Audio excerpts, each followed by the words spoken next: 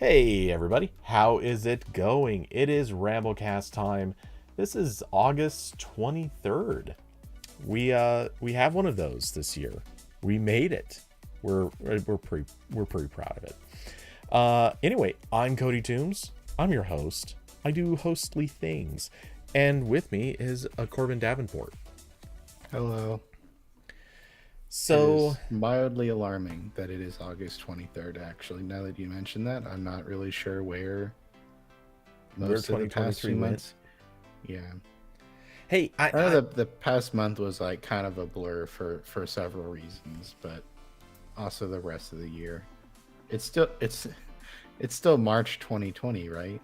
We're See, I, still I was gonna say the nice thing about this is, unlike 2020, which just kept going, like literally every month felt like a year, and kind of the same with 2021. Now 2023, honestly, like it feels like the time is going way too fast.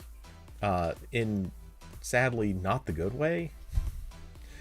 well, it's not the good way in that I would prefer to be doing other things with most of my time, but it is good in that I'm closer to the release date of Starfield, which is one of the few things I have to look forward to it right now. So I've got that going for me. I've got the Xbox ready. Got the game preloaded. I've got the storage drive coming tomorrow, so I can also have other games saved on my console Yeah, because it's huge. because it's a fucking like 100 gig video game. Um, So yeah, speaking of video games, we have some video game related stuff to talk about. Yes, we do. I guess So Snapdragon first. yeah, Okay. Snapdragon first. So, well, Um, Corbin, I'll let you take this one away. okay. All right. So there's been a lot of increased interest in handheld gaming for the past like maybe like 2 years. Definitely like hit a new level with the Steam Deck. Obviously, the Nintendo Switch exists, and that has been pretty big. Now there's kind of a dual like two more market segments that have really been popping off. Number one, a lot of like Android based like handheld consoles that are mostly for local and cloud game streaming, but also can do emulators and the handful of Android games that support controller gameplay. There's not a lot of them, but they do exist. There's Minecraft. And then the other category being like the Steam Deck and its other like Linux and Windows based x86 handhelds that I personally have no interest in whatsoever, but I know other people are excited for it. That's good for them. So in the former category, a lot of these Android handhelds have just been using like mid-range, like Qualcomm and MediaTek chips. I have a Logitech. Oh, actually, I have it right here. I have my Logitech G Cloud that uses I think it's like a Snapdragon 400 or 600 series. Um, I'm not. No, I'm sorry. This has like a 700G series something in there. Anyway, because these are getting more popular, Qualcomm has apparently decided to make more specialized chips for them, kind of like how the first wave of like Android based wearables was just like we're slapping whatever Snapdragon 400 chip we have lying around in it, and then eventually there was slightly more specialized hardware. That's what Qualcomm is Very doing, slightly. very slightly. So there are now three new Snapdragon chips that are intended exactly for these handheld consoles that are becoming popular. So on the low end is the Snapdragon G1, which is basically just like if I'm a company making like a cloud gaming or like local streaming thing, I'll use this because it's going to be a lot cheaper. Um, Cheaper, more low power, so the battery life is theoretically better. They claim it has an 8 core Cairo CPU, with an Adreno 811 GPU. So mostly game streaming there. That's not actually going to be able to play natively. Maybe you can toss on like some emulators for like much older consoles. And then beyond that would be the Snapdragon G2, which supports both Wi-Fi 6/6E and 5G. So this is probably like middle of the road, like kind of what I know Razer released one of their handhelds is like sold through Verizon, so you can like theoretically do cloud streaming like on a 5G connection. I feel like that doesn't actually work that well in most circumstances, but it is a thing that can technically do. I suppose if you really wanted to, you know, allow people to be able to do stuff, like maybe you're not going to be playing first-person shooters on it, but you could squeeze something else in there if you're really desperate. And if you want to pay Verizon like $15 a month extra. Yeah.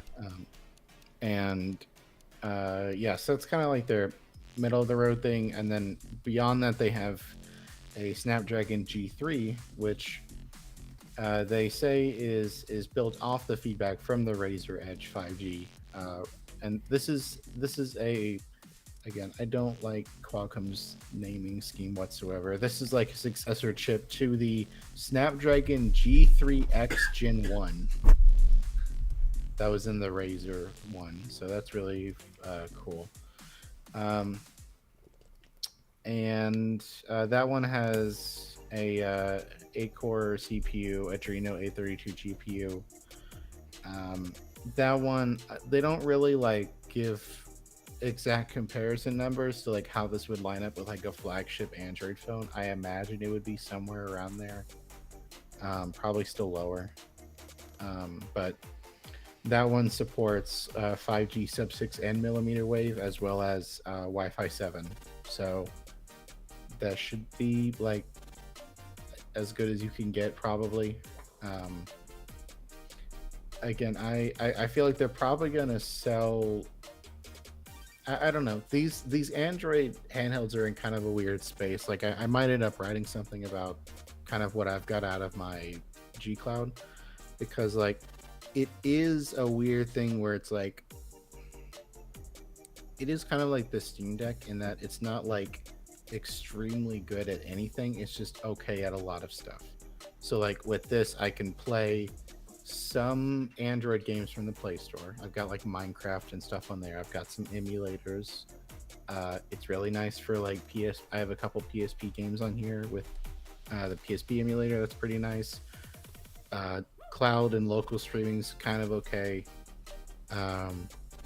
It's just it's in a weird spot, but I guess there's enough of a market for this where Qualcomm feels comfortable making like multiple options for it. I am interested to see how inexpensive the cloud only stuff can get.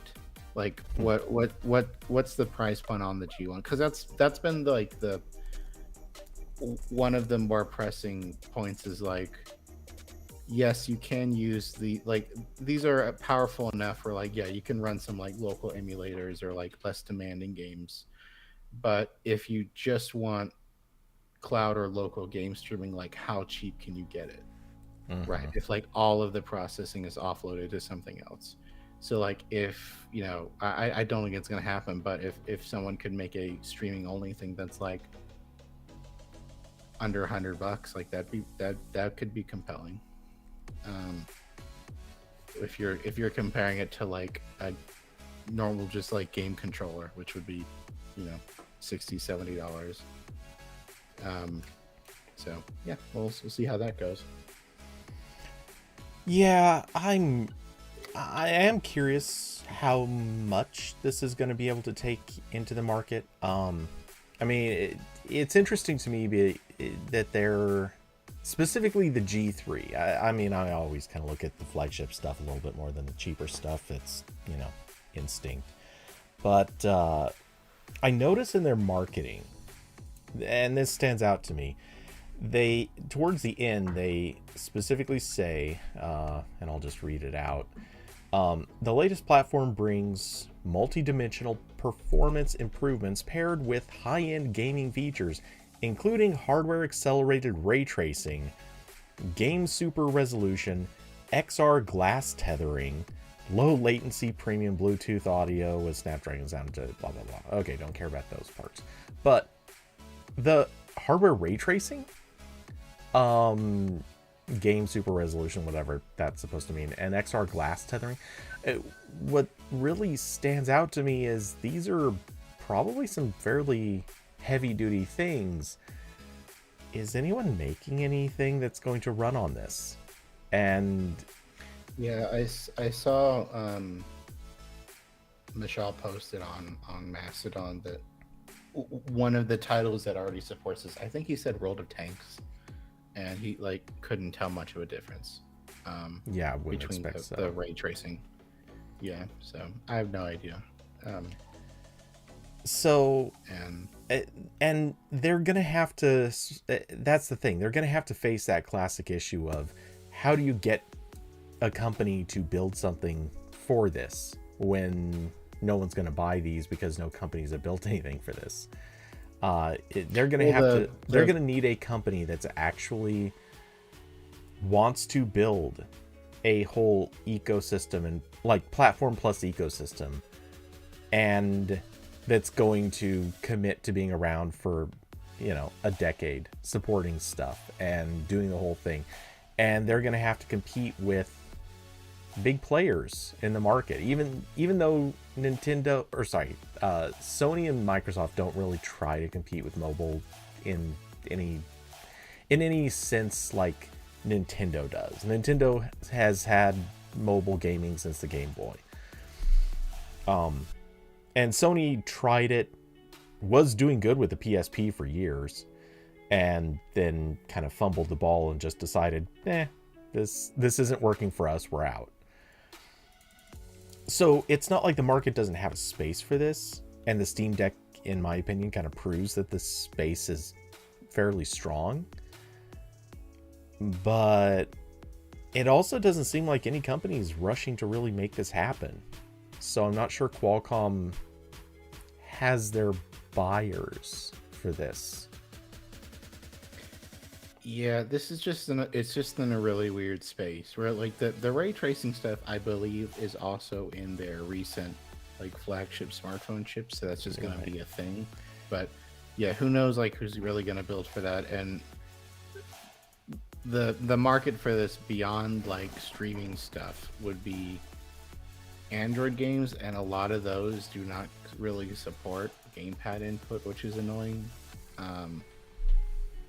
And like there's, I mean, like obviously like mobile gaming is a huge market, but it is a very different market than like Nintendo Switch, Right. or even really Steam Deck. Like these are just like almost completely separate ecosystems where there's not a lot of overlap in the games you can play.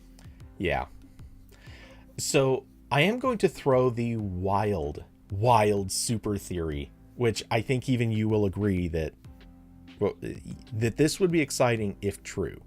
It's probably not true. In fact, it's almost guaranteed not true, but it would be super, super cool if it were. What if Qualcomm already has a customer for this? And what if that customer were Sony? And what if Sony were thinking, you know, people keep talking about this Xperia Play that we made once.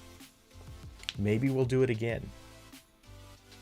It's a lot of what ifs, but I mean, would this not be kind of the perfect opportunity for somebody to say, oh no, for real, we're actually going to do gaming on mobile? They'd still, I think, put it into a phone. Like the phone form factor is maybe not ideal for gaming, but it works. It's workable. And if a company commits to doing it in some way that's actually kind of good, it could be an option. I mean, you know, we have folding phones, so it's not as if it's unreasonable for a company to do something that's kind of like a folding phone, but imagine it as something a little bit more like the what was the Game Boy that folded up? It wasn't the Game Boy Advance. It was the. Yeah, it was. Wait, That was a Game Boy Advance SP. Yeah, that. Yeah. You know, it wouldn't be the craziest thing to do a phone that was basically that. Because it's basically the Galaxy Fold, but instead of a big folding screen, you just stuff some controls in the lower section, or it could even just be a whole second screen. Yeah, do a DS. Yeah, DS. That's what I was thinking of, not the SP. Well, the same thing, just another screen. But yeah. I mean, that'd be cool. I'd be interested in that. This thing, like I like how big the screen is, but this does not fit in my pocket. So if someone else wanted to make something, that'd be kind of cool. There are a lot of like Android devices smaller like this, and I might even like maybe eventually get one of them because they are also relatively cheap because they've got lower power chips in them. But even those are in the same form factor where it's like a big screen in the middle and there's buttons on either side. So yeah, that'd be cool. Yeah, I'd like to believe. I know it's maybe a little overly optimistic, but I'd like to believe that maybe they already have a customer for this and that customer wants to try this. Sony, in my mind, is the best choice. The only catch would be Sony would then have to actually try to sell phones, which I don't know that they're trying to do, but hey, whatever. It is a great time for Sony to actually start selling phones again, seeing as LG is out. OnePlus has kind of started disappearing from the equation. Their market share is tumbling. And then a few of the other companies that were kind of making pushes seem to have backed off with now, like at this stage, it's weird to think, but Google is one of the major, well, I mean, still very niche market share, but Google among the Android phones is actually a relevant market share in the US, which who saw that coming? So they finally made it. They finally made it. Only took multiple pushes and 15 years. Like I don't know how far back did the Nexus phones go? 2010, I think, for the Nexus one. Is that right? Maybe it was 2011. This one was 2010. Okay. Wow. I honestly didn't think I was going to be right on that. 13 years. That was my favorite thing when I was working at Android Police, and there'd be some news story about like the Pixel phones and how Google would just over and over again say like, oh, you know, we're like new to this market, we're just getting started, that's why our sales are low. It's like, no, you don't get to say that. It doesn't reset the clock because you changed the name from Nexus to Pixel. No, it doesn't. Granted, I'm sure internally, like a lot of things did change because Pixel started after their acquisition of HTC, and there is something credible to be said for they did do some restructuring, so it kind of was a first for some of the people involved. Yeah, that's the thing. It was like it was a gradual thing. Where also for like several years they'd say like, oh, this is the first one we're like designing in-house, or like this is and then it turned to like we're manufacturing in-house, and now it's like, oh, you know, now we're like we're like the like full OEM whatever, and it's like it was like the 15 times when Voyager leaves the solar system. Like it's just that you're saying the same thing over and over again. I know you're like coming up with new boundaries each time, but it's still very silly. I think we have to give them a partial pass because it's the same thing Apple does when they release the best, most innovative, most powerful new iPhone they've ever had every year. Mm-hmm. I truly can't wait for that year that Apple releases an iPhone and they have to be like, we can't say that this year. somehow this was less powerful. They're just like, the new iPhone, it's fine. It's there. Oh God, I would pay money to see Tim Cook have to say that. Buy it if you want. We don't care. I mean, they could say that one, but yeah. We put in less storage this time because you guys keep signing up for iCloud. Yeah. Oh boy. Okay. So anyway, yeah, speaking of awesome Sony, and also Sony, yes. Yeah, so Sony today announced the PlayStation Portal, which is one of the dumbest products that I think I've ever seen. I say that actually, I think there are some purposes for this, but it is purely a handheld gaming console, but it's really just a streaming device that will stream from a local PlayStation 5 to this device. Right. This is a Wii U gamepad, basically, but unclear if it will work as well as the Wii U gamepad did. I'm not sure I knew that existed. So, well, I mean, it was the Wii U and it had the extra screen on the main controller. That was like the whole thing. Truth is, I think I've never in my life actually seen a Wii U. I've seen the Wii U like twice. I know they exist, but that's At one point, I remember walking into a Costco, seeing that they were a thing that was being sold, and I thought, that's weird. It doesn't look anything like a Wii. I wonder if they did something new and interesting.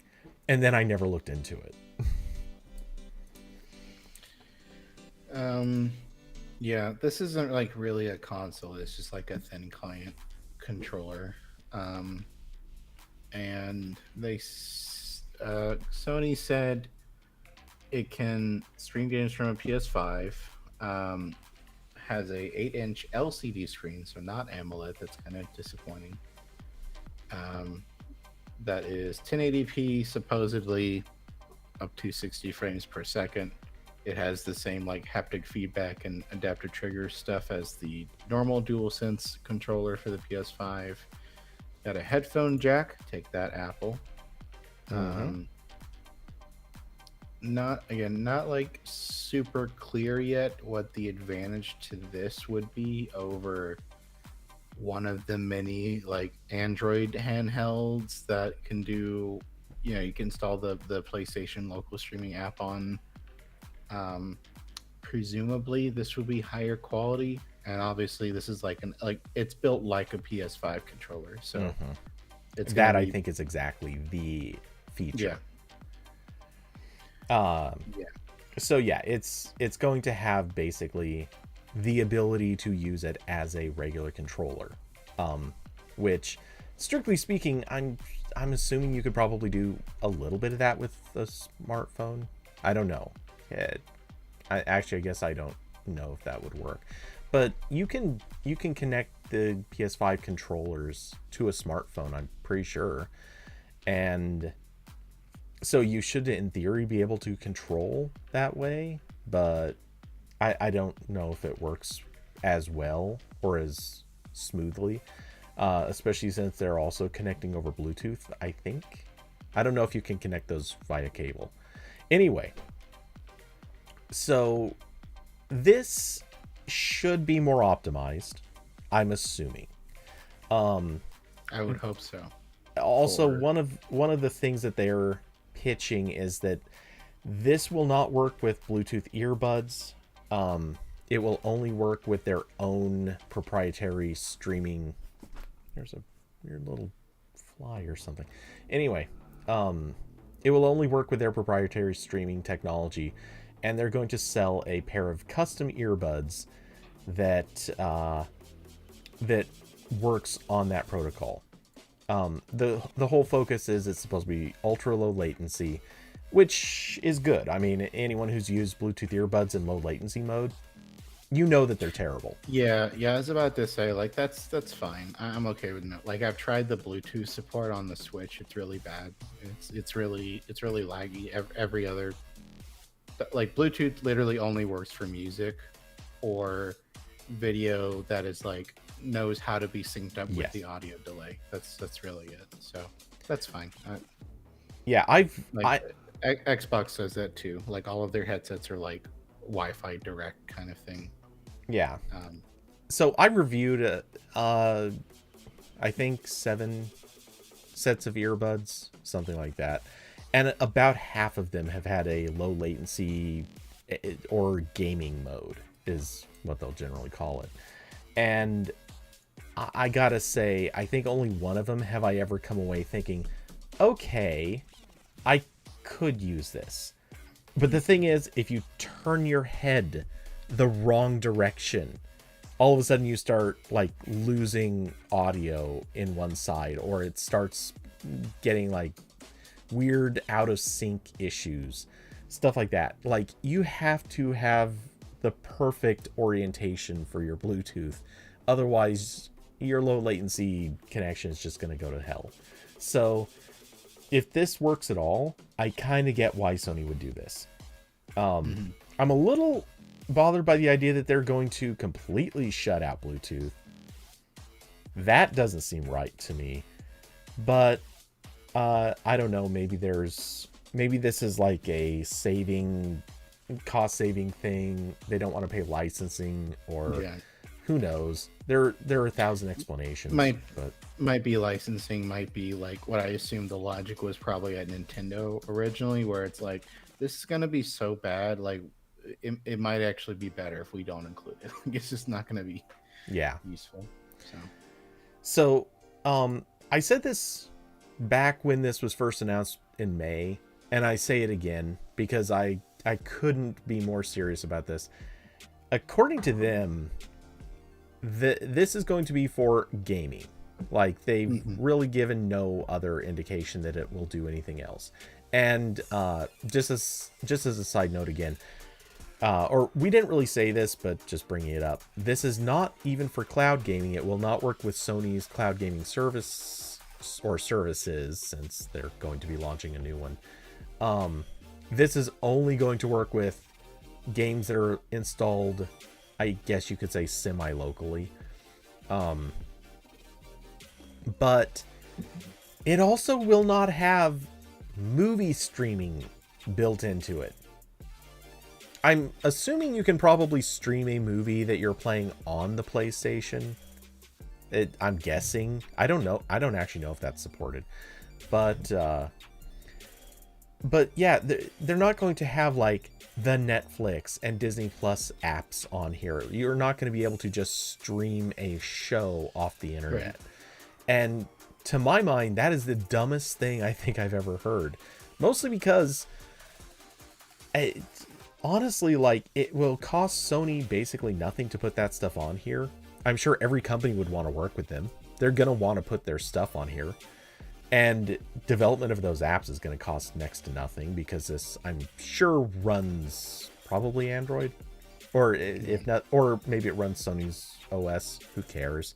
Whatever it is, apps have been built for both of these platforms. It'd be easy enough to stuff it on here. So I find myself wondering, why the hell are they not going to put that on here? Because they could get kickbacks for signups. Like, they're leaving money on the table, not putting that stuff on here. So you know what could do remote play with Sony consoles and also had apps? Android phones? Vita, yes. Literally just make another Vita, Sony. What are you doing? Honestly, yeah. You can even like make like another Vita in like that form factor, and then make a big one that looks like this. Yeah. You can do both. Honestly, yeah.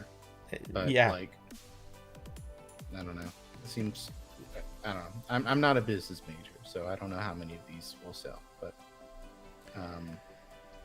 I will say my little Logitech thing, right?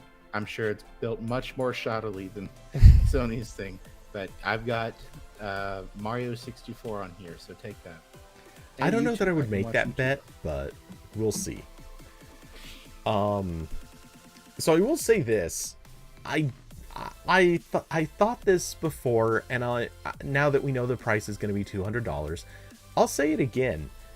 I think there is a market for this product. I think very legitimately there's going to be Yeah. like a lot of parents who are saying, you know what, we want the game console, the PS5, to be sitting downstairs connected to the TV, because of course they do. That makes sense. That's where you would generally want it.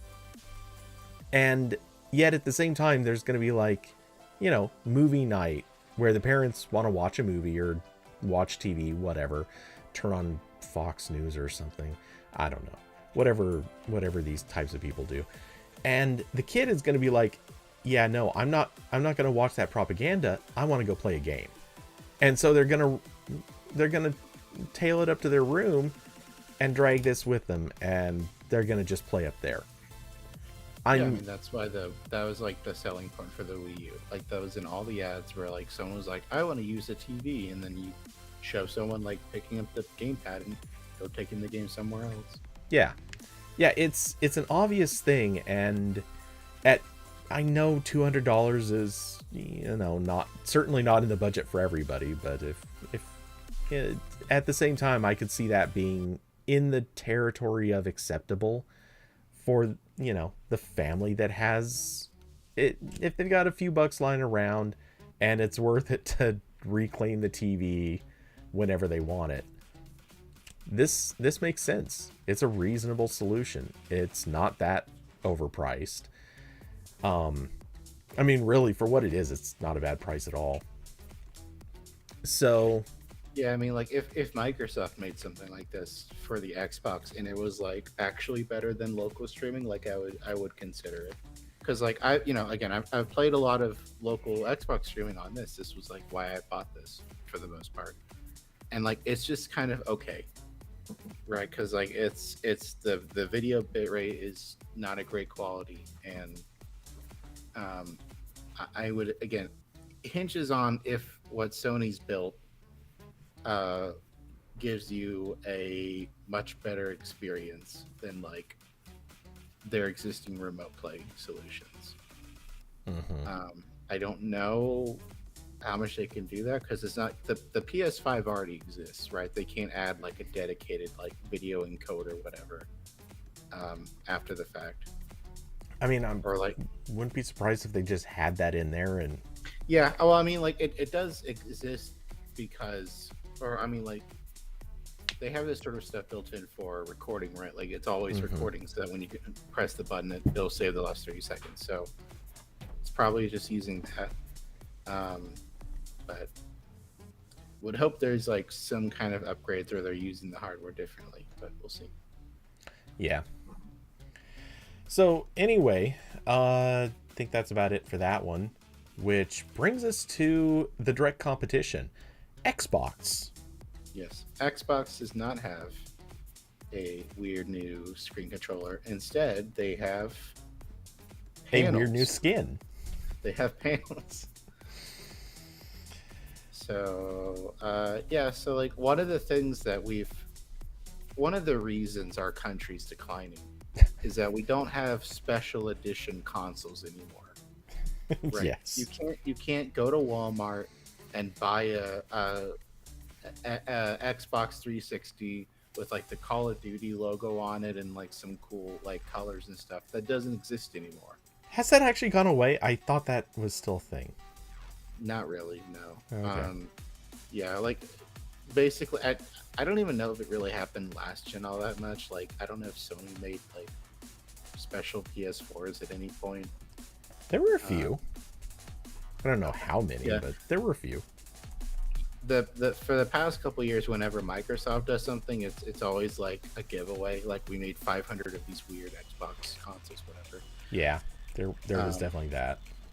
Yeah, so we've unfortunately declined as a nation, but Microsoft is slightly making up for that kind of. I don't know. It's weird. They announced the first Xbox console wraps, which are how do they describe this? They terrible. Yeah, they just okay. Yeah. So they say they're made with solid core panels that are layered with high-tech fabric finishes, which then wrap around your console. So the idea is like you get this, and it kind of just sticks to around the console, and that's it. You have your special edition console. So, uh, kind of weird. Like I'm curious how this looks in real life. I'll say, but because it's not like a sticker, you don't have to worry about like aligning all of the stickers correctly like you would with like going and buying a D brand skin. This is just like it seems like it's like a magnets thing, or there's a hinge somewhere. I'm not sure, but yeah, you just like wrap this around the Xbox and you have a special Xbox. So they announced one wrap that is a Starfield theme because Starfield is coming out soon, as I previously stated. And then they also have two very ugly camo wraps. I guess if you're taking your Xbox into the jungle and you want to make sure you're not spotted. Ooh, those. Okay, the grayscale one's not terrible. The other one, what the hell were they thinking? The other one looks like a background in a title card for SpongeBob. It Yeah. looks weird. Well, the colors are just so bad. Anyway, yeah, so I guess this adds some visual interest. That's a nice touch. I'm not really I do wonder how much people want these. But a part of me also kind of thinks I could see this being a popular thing. Yeah, I might be interested if like different designs come out. I don't care about these. Also, there's kind of the other factor here where like first of all, this is just for Series X. So if you bought the cheaper Xbox, you don't get anything. You're not special. And they could come out with some for that. They might. You know, just cause. And the other thing that's I think a little bit different compared to consoles of like 10 years ago is that this generation of consoles is like specifically designed to not be in a cabinet. Like this is supposed to be next to your TV, like completely open air so it can actually breathe. If you stick it in your like TV cabinet and close all the gates, it'll just kill itself. So I think that dynamics there are a little bit different because you have to decide like, do you want this to stand out, like be like something that people see in your room, or just sort of fade away?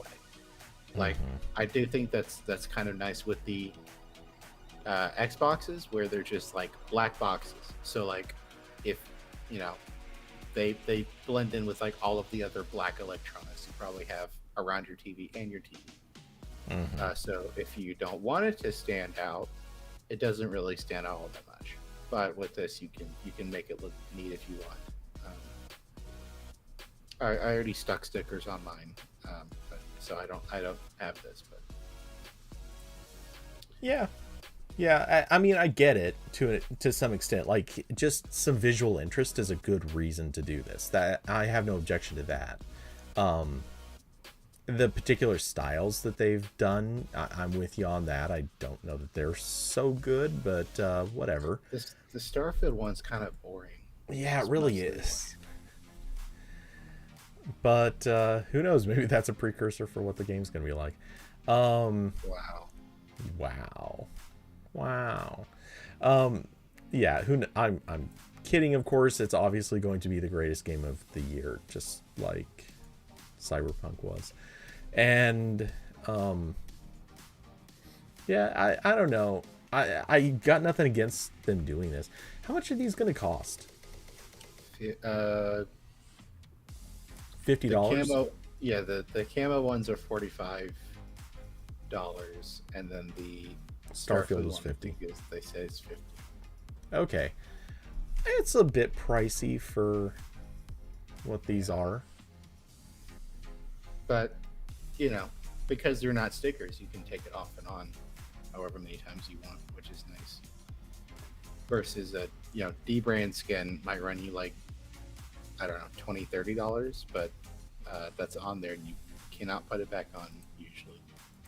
So what I can't help but think as I look at this, somebody could just obviously take these, use them as a template, and then print up their own cards that are exactly, what they want them to be, and that would cost considerably less. Yeah. If Microsoft doesn't provide better options, Etsy will. Oh yeah, 100%. Etsy will be all about this, in fact. But yeah, so it's a neat accessory idea. Just I feel like they need to either come down on the price. Well, not just either, but they need to come down on the price just a little bit to make these a little bit more appealing. And also, they really need better designs.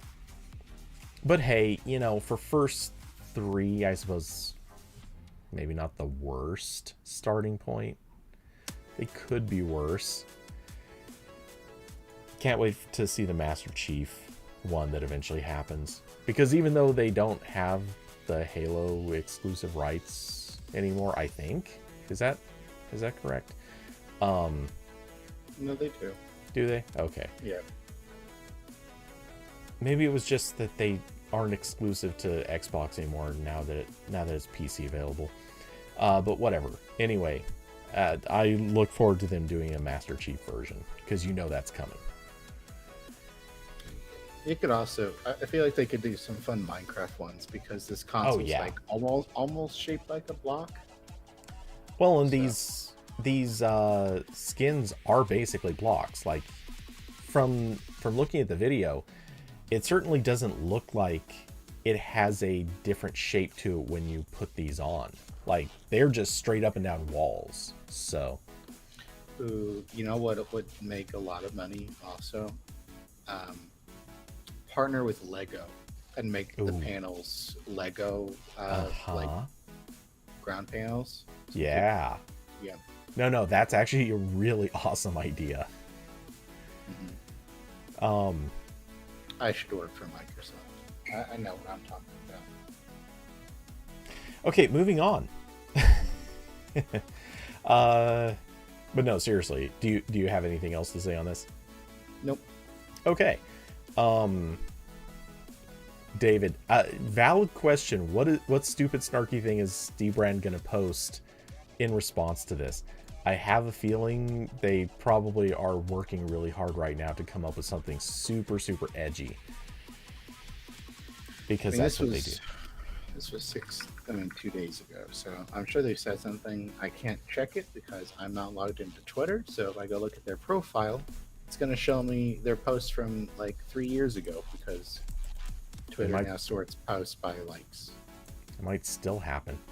Okay, so I'm taking the bullet for the team. They actually, I don't think they posted anything since. They're in shock. They might be. The company's ruined. Okay, the last thing they did was retweet. Oh wait, I guess I should look at replies. But they retweeted something that's a leather skin on an iPad. Their replies, yeah, they haven't posted anything since August 18th other than that retweet. They're shocked. Their account is weirdly quiet compared to what it used to be. Like there's multiple day gaps in between activity. Maybe they got a better PR person who said, maybe if we post things that aren't just like calling our customers slurs, that could work. Could be. I don't believe it, but it could be. So anyway, Code Weavers crossover 23. For those who don't know about this, Corbin's going to do the summary in a second, but let's just say if you caught that whole announcement about Macs being able to port Windows games over and play them on a Mac, here's why. So Crossover is a application for running Windows apps and games in a compatibility layer. on Mac, Linux, and Chromebooks. It runs in the Linux layer on Chromebooks. So, uh, and a lot of their supposedly some of their technology went into Apple's like game porting kit that got some publicity a couple months ago when people were trying like modern Windows games on Macs to mix results.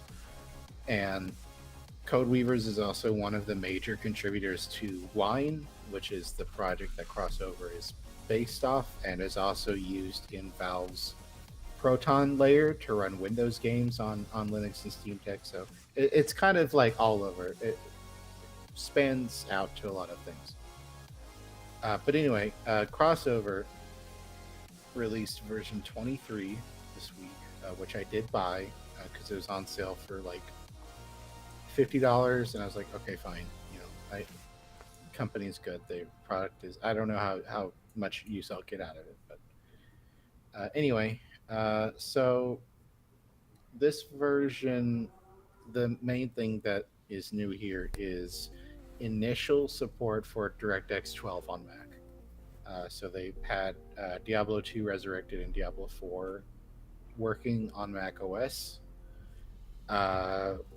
And this has been especially impressive because all of the work going into like DirectX 12 support to get like modern Windows games working in Wine and stuff, a lot of that has been done by Valve. And a lot of it has been a DirectX 12 to Vulkan translation layer. And that's like what lets you play Windows games on a Steam Deck really well. The problem with that is that Apple doesn't support Vulkan, so you need an additional layer of translating the Vulkan instructions to Metal, or just a different way of doing that. And Codeweavers did a blog post, I think it was like 2 years ago, where they were talking about the difficulties in doing that because Vulkan and Metal aren't like directly interoperable. Like some stuff cannot be translated very well. So they had to do a lot of extra work themselves to make that work. So that initial work is in here. Pretty cool stuff. There's again a lot of other games that now work better because there's also initial support for geometry shaders and transform feedback. So they said like a couple games that didn't work before was like Risk of Rain 2, Tekken 7, Octopath Traveler, Street Fighter 5. They also got the EA app working, so that's cool. So now a bunch of EA games that didn't work before purely because their launcher was shitty now work, so that's cool.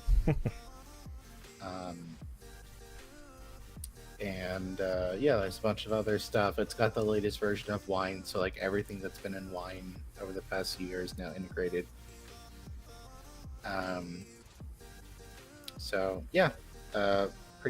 Pretty neat. I bought it and I tried a few of my games that did not work.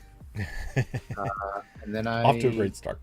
Yeah, and then I downloaded SimCity 2000, which does in fact work perfectly. That is a video game from like 1995 or something, but I still like playing it, so it's fine. Yeah, that feels like something that just should work everywhere at this stage. Yeah, well, I mean, I can't. I have played it in the past in a Mac emulator, which does work fine, but this is a little bit nicer. Although one thing I did notice that's funny is Crossover on Mac does not work with 16-bit Windows software.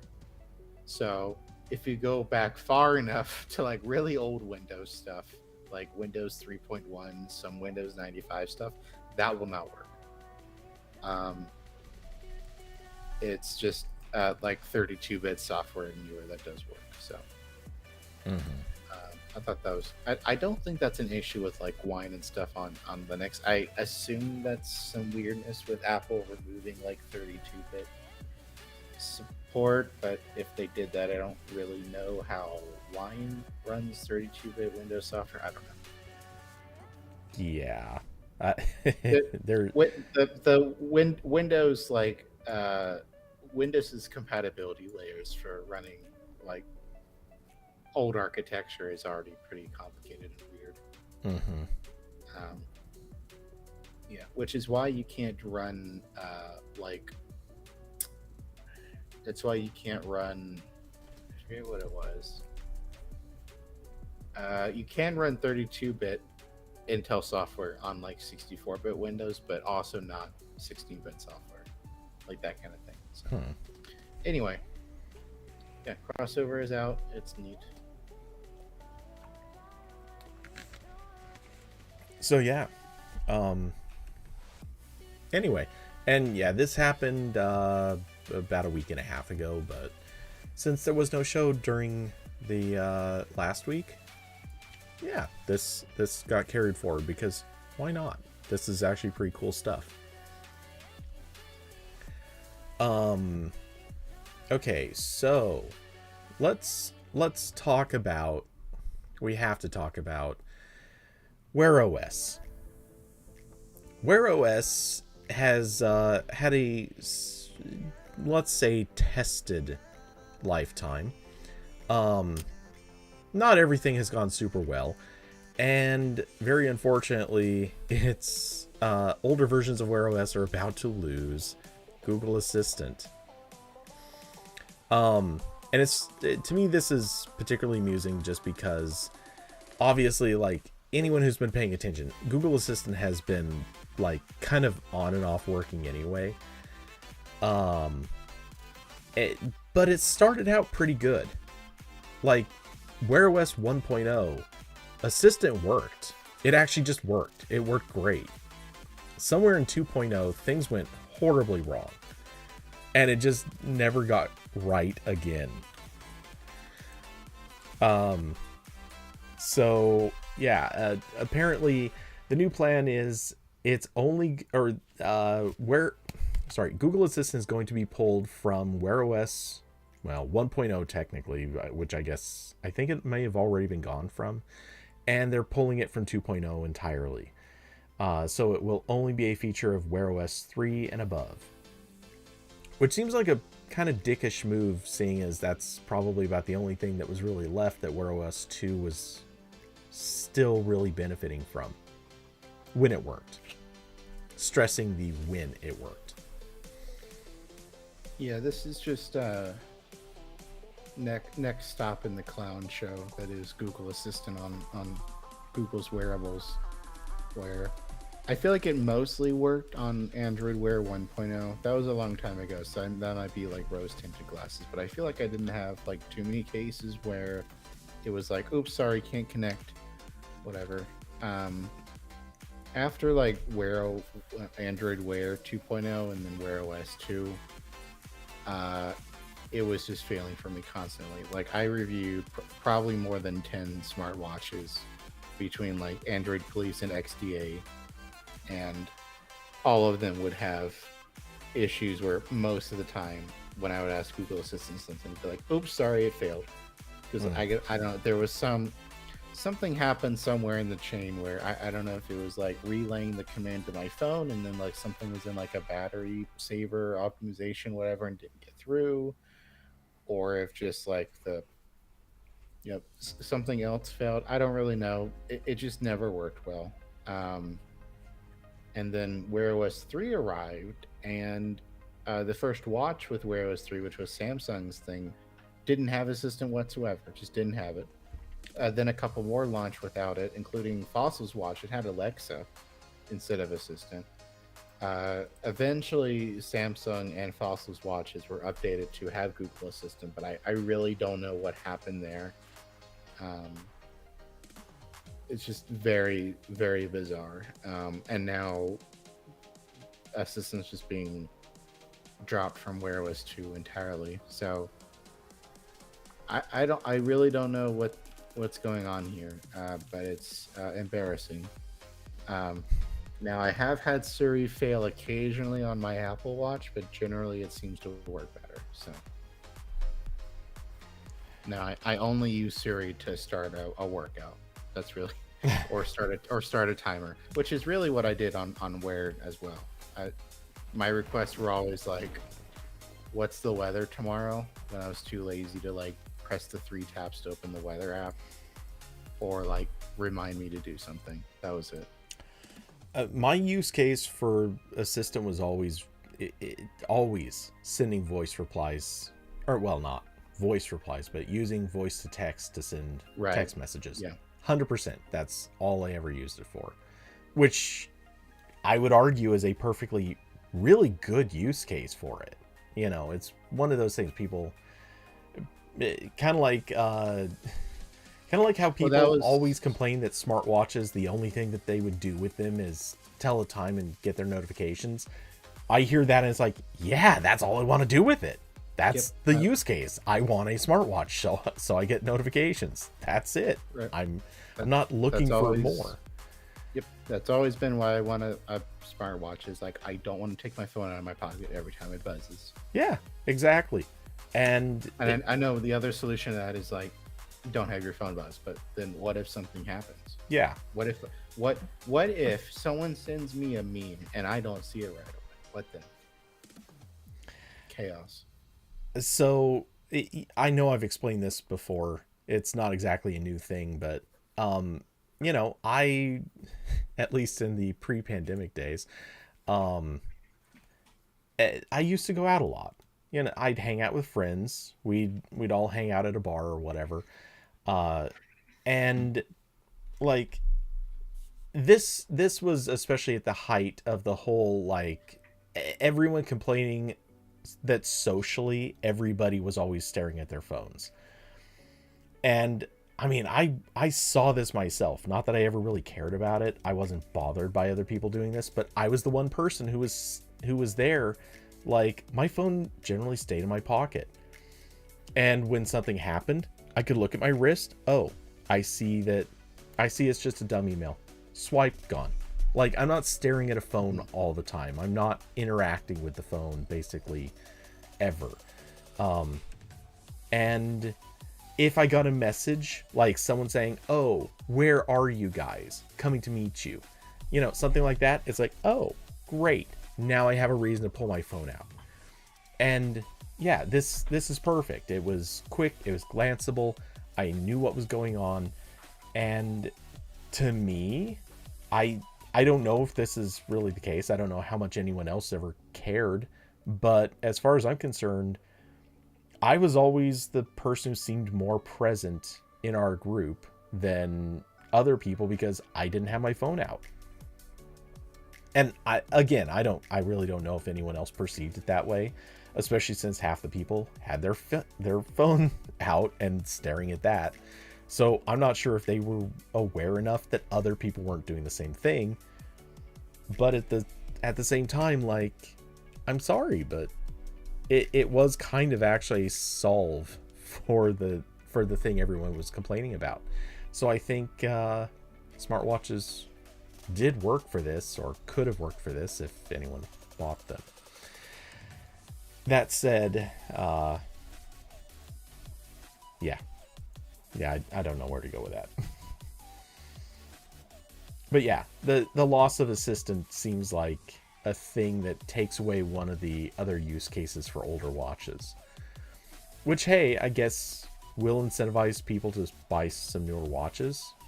Maybe not that many people, but some. Incentivize them to leave Android.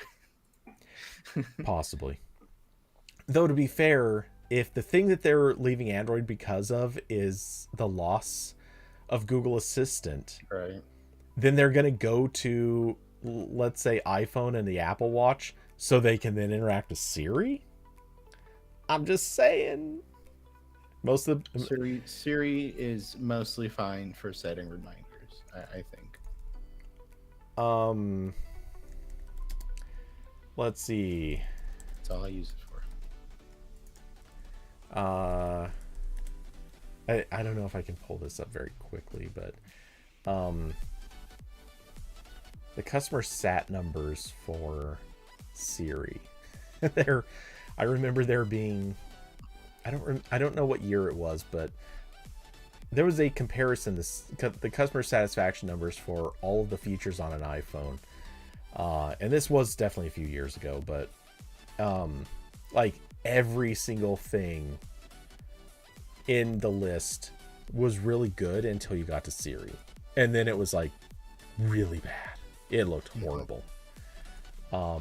Customer sat was like 30 or 40% for that, while everything else was like 90. Oh yeah, okay, here it is. Getting that on screen. So the iPhone X owner feature specific customer satisfaction. So you have things like how the phone looks, speed of your phone, quality of pictures. These are all well above 90%. You even get down to battery life and Face ID. Even those are above 90%.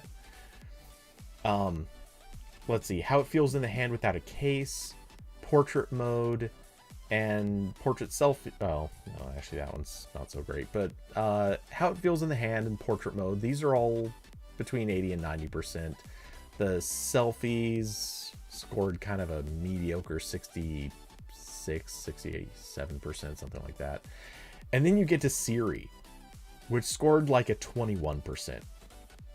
People did not like Siri. People hated Siri. I'm just saying, everyone who uses Google Assistant mostly comes away saying, yeah, it's pretty damn good. Like it works. It does what I want it to do, as long as what I want it to do is not use a to-do list app correctly. But yeah, if I'll just reiterate, if anyone's leaving Android Wear because they lost access to Google Assistant, I don't think going to Siri is going to be the answer they're looking for.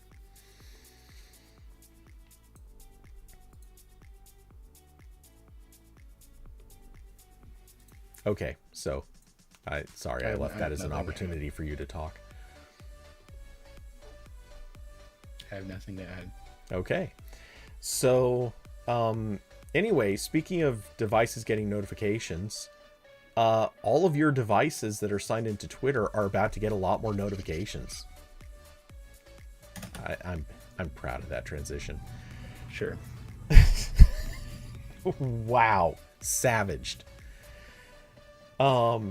Anyway, I don't know that I feel like I talked about this before, but I don't remember when. I think it was during a game stream. Anyway, Elon Musk has announced Twitter, now known as X, because super edgy, they are going to get rid of the block feature. For whatever reason, he's decided that there's nothing cooler than being harassed by people that you don't like. And to be clear, this is something that Elon says he's going to do. Yeah, true. Which often means it does not happen. Yeah. But in terms of things that like are technically difficult, I imagine this isn't like that technically difficult. This is just removing stuff that's already there.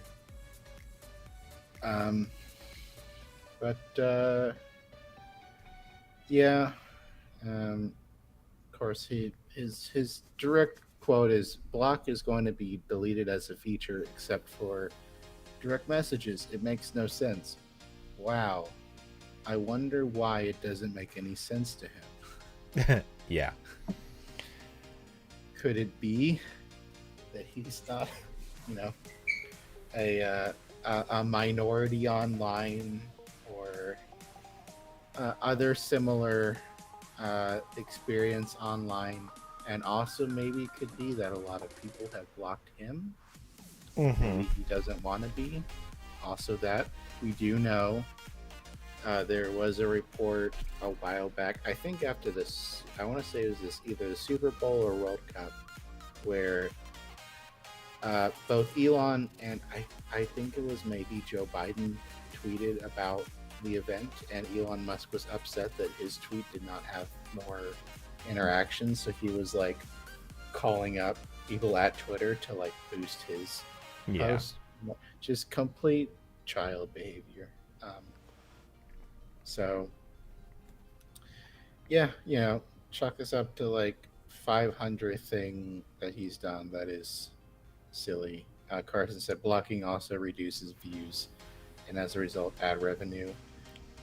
Uh, maybe. I think it's more just like from his point of view, like muting accomplishes the same thing where it's like, oh, I don't want to see this, but maybe he'll get rid of muting next week. I have no clue. Yeah. But muting sort of does that where like you don't have to see it, but the main place that blocking was effective was that it prevented like those messages from being sent, or like they just like not really appear. Like if I blocked Cody, let's say, and Cody replied to one of my tweets and was harassing me, or were spamming this live stream, which I don't appreciate. Well, no danger of that. If I blocked him, then when other people go to see my tweet, they would not see Cody's message. It wouldn't be there. I would render Cody useless. But without the block, all that stuff's going to be there. So like the replies, which already the replies are completely broken, right? Ever since they allowed, number one, anyone to buy a check mark and then made the check marks prioritized in the replies, like that entire thing is useless now.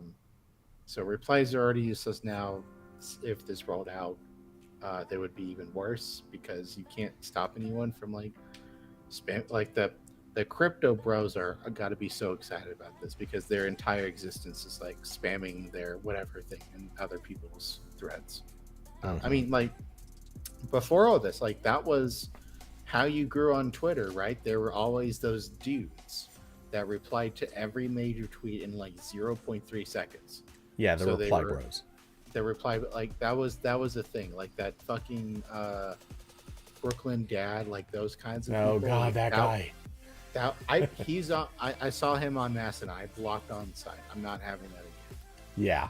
But like that was how like you grew on Twitter for the most part. Like that was easy. So now you can do that completely unrestricted on anyone's page, which is very cool. Yeah, and to be fair, some of it definitely was blocking people from taking advantage of your feed to build their follower network.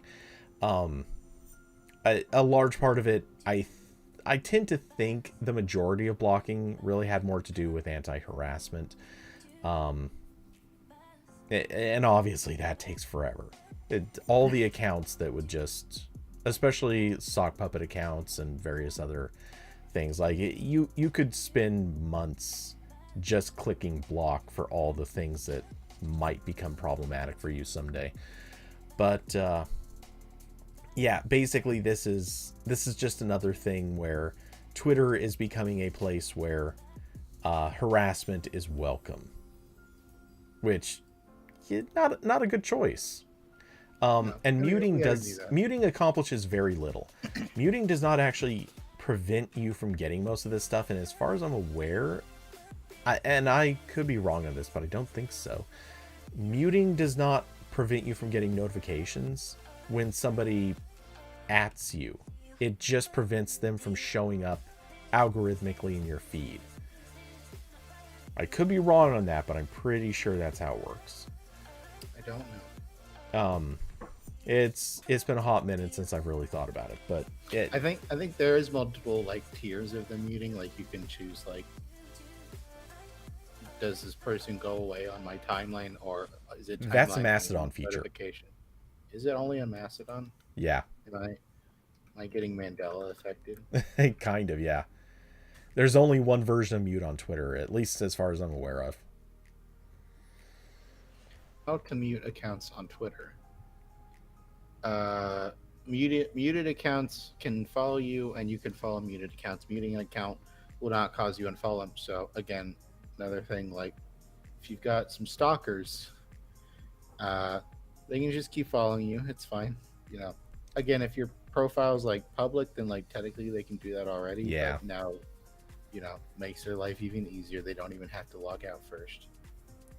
Well, except now if they log out, they can't see anything properly anyway, because Twitter. Yeah. Okay, so Twitter's Help Center says you will no longer receive push notifications from any muted account.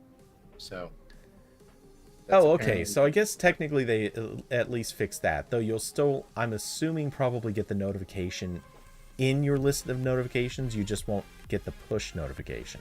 I don't think so. Well, I mean, Uh, they're specifying push notifications, but like if you load up the website and look at your list of notifications, they'll okay, so, probably be in there. it's okay. So according to this article, from Twitter, it says that if you follow the muted account, it will show up in your notifications page, like the tab. If That's you what I'm don't saying. follow them, it doesn't show up. Okay. Yeah, okay. So yeah, what I guessed is what they're saying. Um yeah, so I mean, this is obviously a terrible idea. There's really no redeeming quality to getting rid of blocking or banning, whatever. Sorry, blocking as a feature. Um so yeah, it's a dumb move. What's kind of funny, and Scuttlefield, you bring it up. I was actually going to bring this up myself. Jack Dorsey actually endorsed this idea, which one person might look at this as, oh hey, this is a sign that maybe he's not going to have Blue Sky support it. To my knowledge, Blue Sky already has block as a feature. I doubt it's going to go away. Blue Sky try. I don't know like what the right term is, but like they launched without block support. Right. They had a thing where like there was like a slider about like how much like weird like potentially offensive things you wanted to see.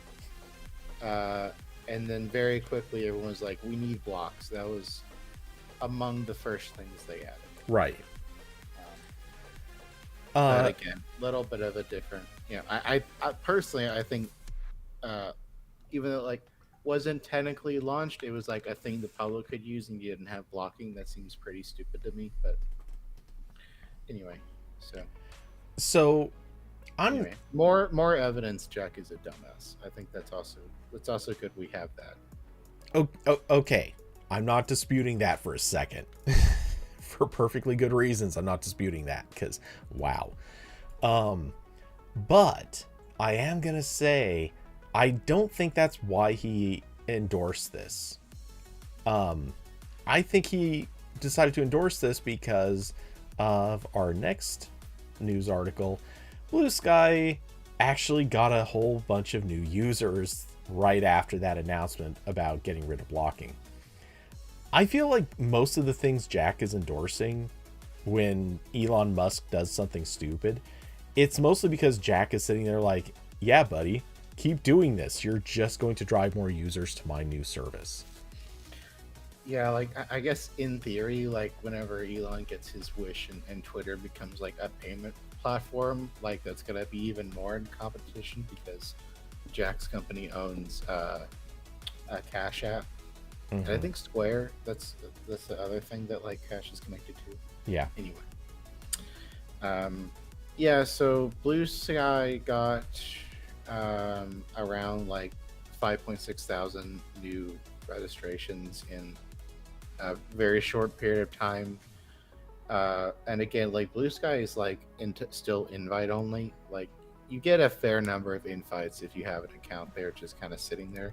So it was mostly like I'm sure a lot of like panic, like, hey, do you have an invite? I need to get out of here, kind of conversations. But yeah, and then supposedly their like servers got hammered, which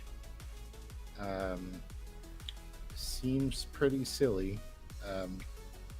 considering this is a still fully centralized social media network. They don't have any of the decentralized stuff going yet. And this is a company that has like real employees and like it's a real company, presumably with pretty decent servers set up. This is not like the 500 times there was like a rush to Mastodon whenever in the early days of Twitter doing stupid stuff. And all the Mastodon servers went down because they're all on like really cheap VPSs or like on a server in someone's closet, that kind of thing. So kind of weird that Blue Sky was having issues with 5,000 new signups in a few hours. And no, it was 5,000 over the course of the day. Yeah, there was a spike in like on the Spark that was like 4 hours, but yeah, like it's more spread out.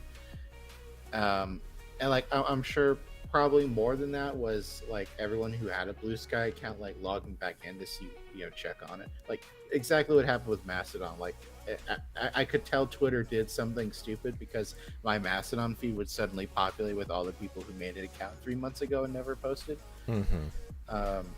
So I'm sure that's also what it was, but again, like probably should handle logging in and whatever.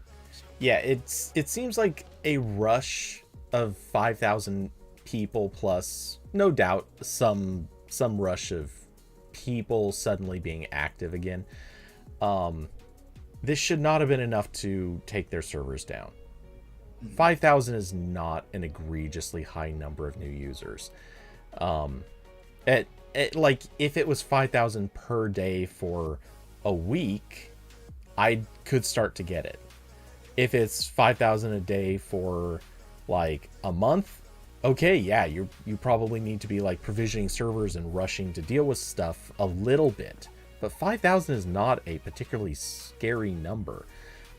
Let's not forget Facebook's, Instagram, Threads, whatever, just did millions of people in a day, and it worked out. Now, granted, I honestly think a lot of that is just infrastructure from Instagram, and they already had it there, and they just kind of used Instagram and Threads together on the same infrastructure. So, probably not that big of a deal. But, I mean, how bad off is Blue Sky that they couldn't see this coming or prepare for it? Why couldn't they like provision new services or new servers to go up kind of quickly? Somehow they didn't see that coming, and I'm not sure why. As a quick side note, just before I forget, if anyone wants an invite, I apparently have 5 invite codes. Probably have 1 or 2 somewhere. Yep. Ping me in Discord if you want one or know someone that does. And if they do, just remind them. They're probably going to regret it. Anyway. I think I'm probably going to head off now because I'm pretty hungry. All right, you slacker. Well, I only have one topic left, so that works. I will keep going with the moment thing, and I will wish you a good evening. Thank you. And I will do a very short plug in that the space bar reached 100 email subscribers today. You're gonna want to re-specify what that means. Yes, I'll put a link in the chat. This is my newsletter / blog thing where I just write anything about technology. I feel like no one is telling me what I can or cannot do, so it's just kind of whatever I feel like. So that means I wrote a post that went viral, making fun of Brave browser, how stupid it is. Wrote a thing making fun of Sam Mobile, which is definitely a second on the tier. And yeah, so go check it out. All right, and of course, as always, go check out Tech Tales because it's Tech Tales. Why shouldn't you? So yay, and congratulations on the increasing viewership or readership. Yeah, we'll go readership. Sure. Okay. Yeah. Farewell. Cool. Take it easy and see you next time. I accidentally hit the button to transition that view a little earlier, but whatever. So, let's see. So Again, I only had one other topic that I wanted to hit, and that is something that's already been brought up a couple times before, or in the Discord. Moment is or has just announced new smartphone lenses. Actually, this happened last week, but they have what they're doing is, or rather what came up is they discovered that smartphones were starting to get larger and larger cameras. And as a result of this, the small, I guess aperture would be the right word for this. The small aperture in their mount was actually so small that it covered up part of what a camera in most phones was actually seeing. So it was causing vignetting and things like that. So they're launching a new set of lenses that basically expand that camera size to handle wider angle lenses, physically larger lenses, stuff like that. And in turn, they've also taken the opportunity to increase the size, or to increase the quality of some of their lenses, so on and so forth. Anyway, I will be reviewing these. I don't have them yet, but I've certainly been working with Moment, making plans for this. In theory, they're going to be sending them out probably not this week, probably next week, but we'll see. If anyone has any questions, feel free to ask me about it. What I do know is, or rather, I don't know exactly which lenses they're going to be sending me. All I know for sure is they're going to be sending the anamorphics. So beyond that, I don't know if they're going to send a full set or just the anamorphics. To be fair, I don't know if it's going to be all the anamorphics. I'm kind of hoping it would be, because that'd be fun. But also, to be fair, the difference between the gold and the blue anamorphics is literally just the colors that you get in your lens flares. It doesn't affect anything else. So, and there's two different focal lengths for the anamorphics. So, honestly, yeah, I could totally see them not including both. Anyway, so yeah, I'm looking forward to testing this out. Otherwise, the lenses they're releasing are actually just the same lenses that they've already had, but again, they're presumably improving on the quality of the lenses. They basically had to redesign them anyway, because they are fitting new focal lengths. Or rather, sorry, it's not about fitting new focal lengths, but they have to be able to deal with lenses that have a wider field of view. So in the events that lenses do, they've also had to make their lenses larger. It's not entirely obvious from any of the pictures I included, but one of the pictures they had, and you can kind of tell from this hero image, the lenses have actually gotten, or not all of them, but some of the lenses have gotten like noticeably bigger. This particular one, that one should be the regular. Wait, is that the tele? It might be the, yeah, that one's the telephoto lens. That should be the 58 millimeter. When you see what that looks like on a phone in side profile, it's actually obviously a bigger lens. Anyway, so I'm going to be trying these out. Like I said, if anyone has any questions, hit me up. And I'll probably post some of the pictures as I take them somewhere. Actually, now that I think about it, I haven't really decided on where. Maybe Instagram, maybe somewhere else. We'll see. I haven't decided, but I'm gonna have to think on that. Anyway, so yeah, that's coming up, and I'll talk about them more once I've got them. Which again, probably I'm guessing gonna be next week.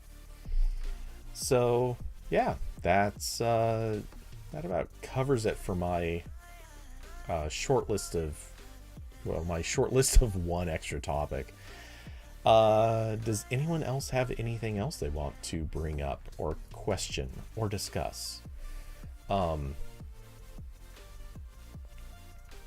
And let's see. Quick check of Discord. Nothing new's popped up. In the meantime, I will also say, oh, actually, I should check. I almost forgot. Let's see. What is weather going to be like this? What weather do we have this weekend?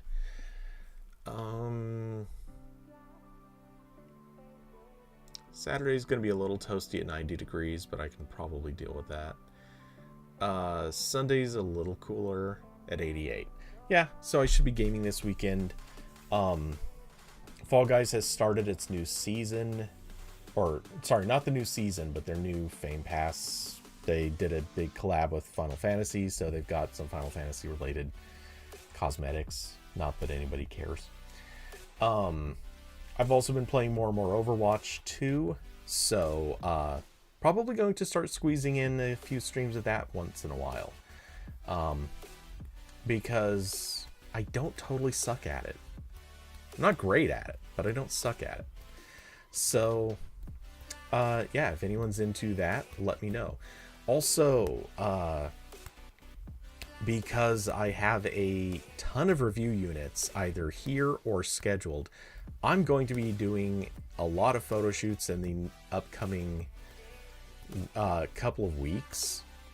And along with those, I'm going to be doing a lot of photo edits.